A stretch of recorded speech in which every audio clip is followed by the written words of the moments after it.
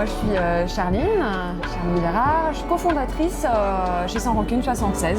Et Charlotte Cacciolotti, pareil, cofondatrice de l'association Sans Rancune 76, coprésidente aussi de cette association depuis 2 ans et demi.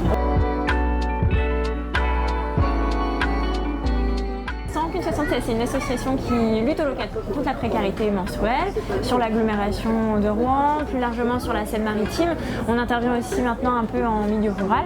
Et l'idée en fait c'est de collecter des protections périodiques, de les redistribuer à des associations qui interviennent auprès de différents publics et sur un deuxième temps de sensibiliser à la question du tabou des règles, du rapport au corps, de l'égalité homme-femme, pareil auprès de différents publics, que ce soit des jeunes, des scolaires, des publics adultes accompagnés et le grand public comme aujourd'hui au forum des associations.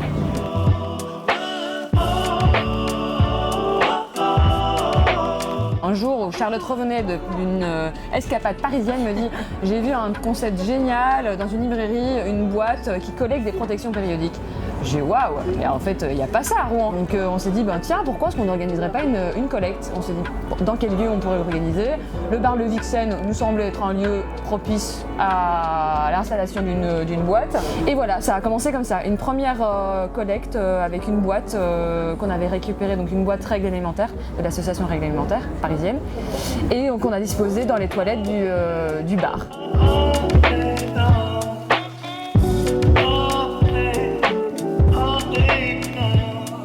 Des liens avec des assos, par exemple pour notre local, on est hébergé aux ateliers Sainte-Claire qui accompagnent des personnes avec des troubles psychiques. On est en lien avec le réseau Solidarité Migrants pour avoir un local pour faire des réunions.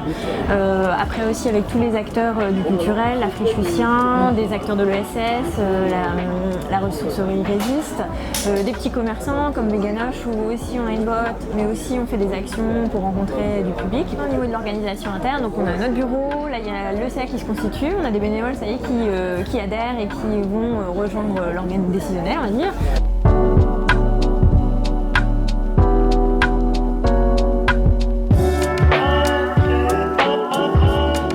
Et l'idée c'est qu'on a créé plusieurs pôles en fonction de nos actions. Donc il y a un pôle collecte, un pôle collecte redistribution, un pôle sur la sensibilisation, un pôle autour de tout ce qui est la communication via les réseaux, mais aussi à l'interne, la relation avec les journalistes, etc.